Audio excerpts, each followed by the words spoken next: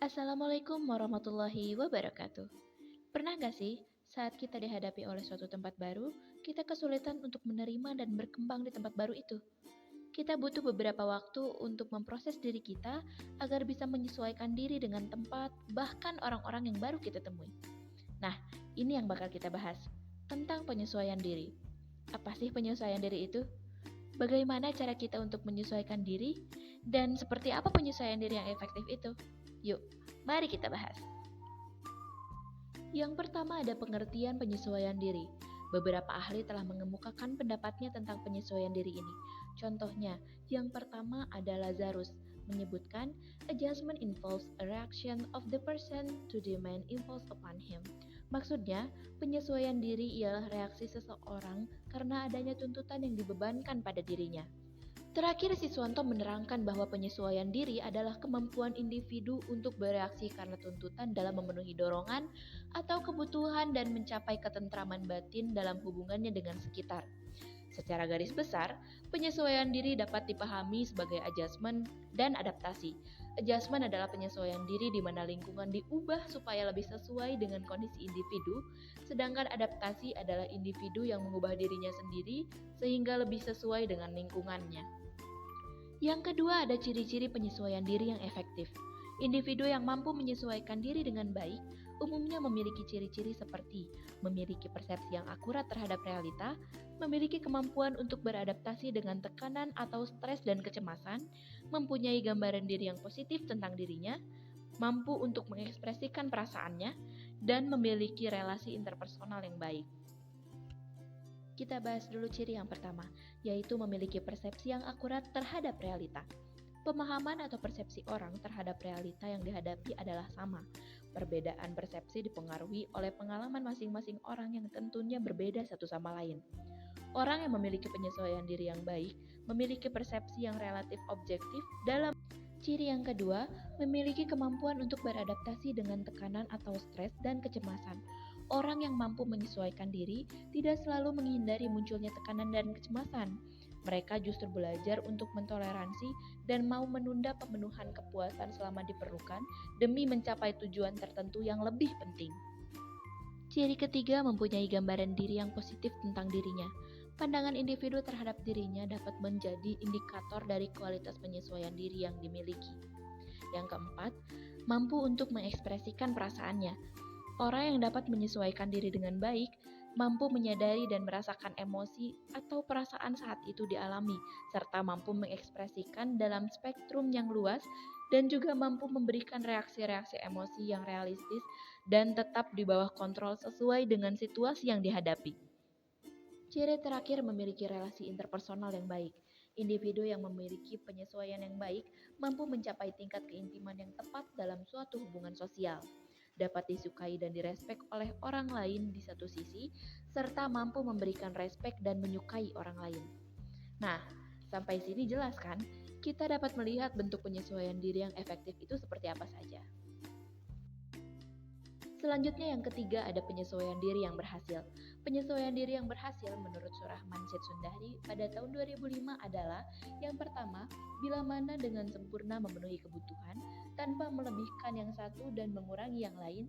Yang kedua, tidak mengganggu manusia lain dalam memenuhi kebutuhan yang sejenisnya.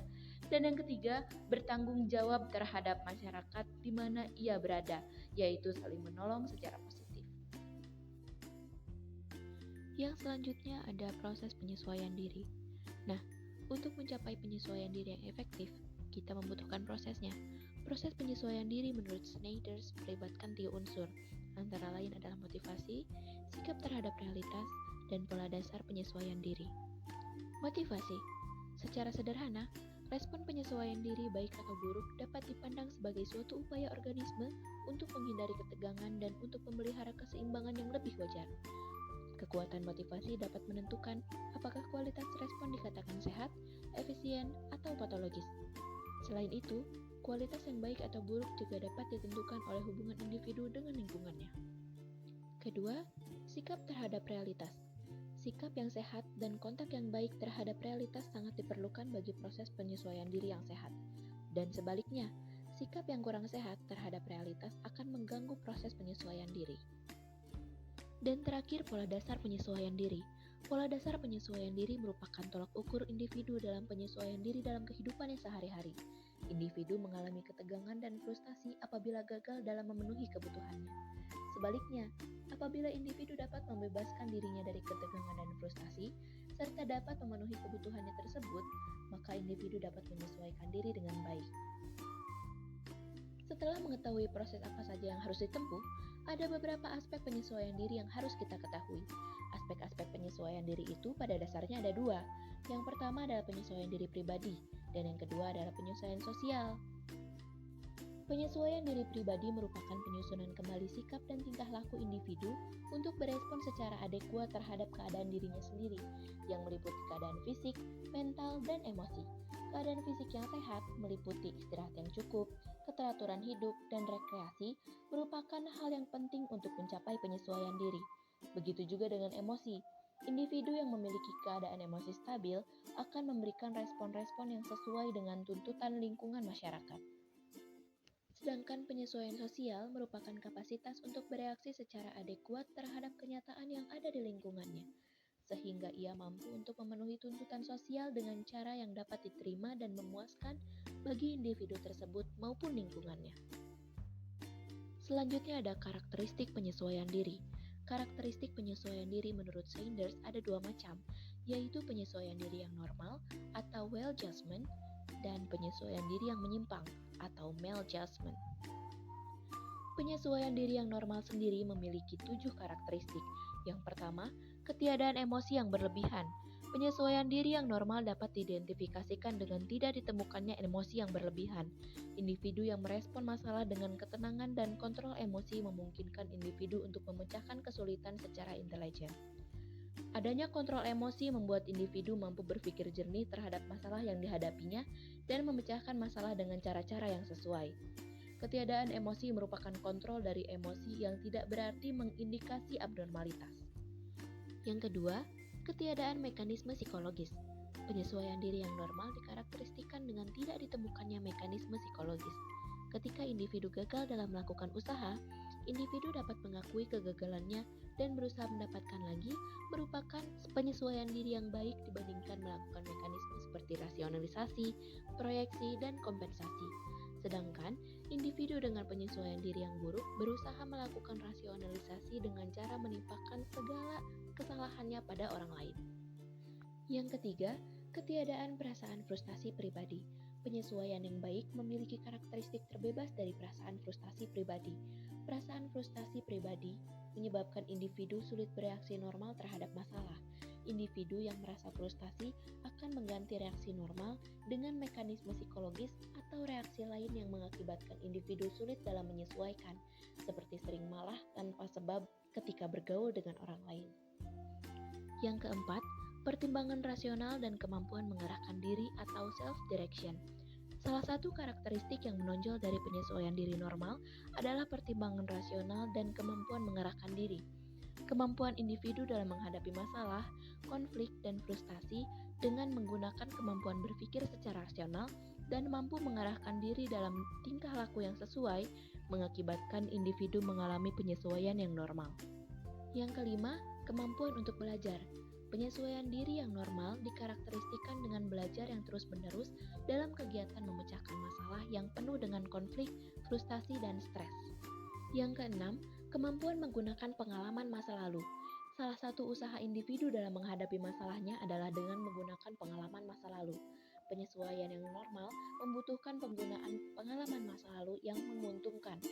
Seperti belajar berkebun, diperlukan agar individu dapat menggunakannya untuk pengalaman sekarang ketika menghadapi kesulitan keuangan dengan cara membuka usaha untuk menjual tanaman. Dan yang terakhir, bersikap realistik dan objektif. Penyesuaian diri yang normal berkaitan dengan sikap realistik dan objektif.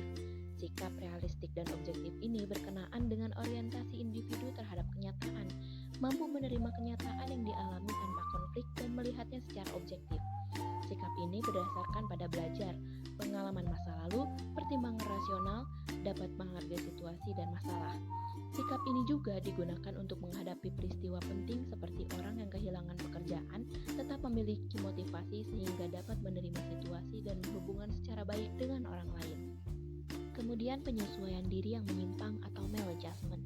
Penyesuaian diri yang menyimpang ditandai dengan berbagai bentuk perilaku yang serba salah, tidak terarah, emosional, sikap yang tidak rasional, agresif, dan lain sebagainya. Respon-respon penyesuaian diri yang menyimpang menurut Sanders antara lain reaksi bertahan atau defense reaction. Individu dikepung oleh tuntutan-tuntutan dari dalam diri dan dari luar, seperti pressure dari lingkungan, yang terkadang mengancam rasa aman egonya. Untuk melindungi rasa aman ego tersebut, individu mereaksi dengan cara mekanisme pertahanan diri. Yang kedua, reaksi menyerang atau aggressive reaction dan delinquency. Agresi adalah salah satu bentuk respon untuk mereduksi ketegangan dan frustasi melalui media tingkah laku yang merusak, berkuasa, atau mendominasi. Yang ketiga, reaksi melarikan diri dari kenyataan atau escape withdrawal reaction. Reaksi escape dan withdrawal merupakan pertahanan diri terhadap tuntutan, desakan, atau ancaman dari lingkungan.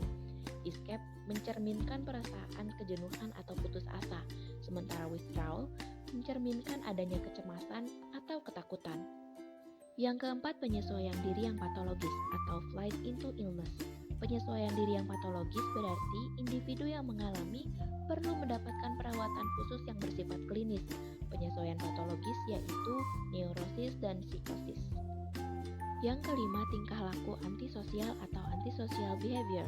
Tingkah laku antisosial merupakan tingkah laku yang bertentangan dengan norma dalam masyarakat, baik secara hukum maupun adat istiadat dan norma agama. Yang keenam, kecanduan atau ketergantungan alkohol dan obat terlarang. Kecanduan atau ketergantungan alkohol serta penyalahgunaan narkoba merupakan salah satu penyimpangan baik secara hukum maupun psikologis yang memiliki dampak sangat buruk terhadap kesehatan fisik dan psikis seseorang. Dan yang terakhir, penyimpangan seksual dan AIDS. Beberapa perilaku penyimpangan seksual yang perlu mendapatkan perhatian adalah free sex yang dapat mengakibatkan AIDS. Selanjutnya ada faktor-faktor yang mempengaruhi penyesuaian diri.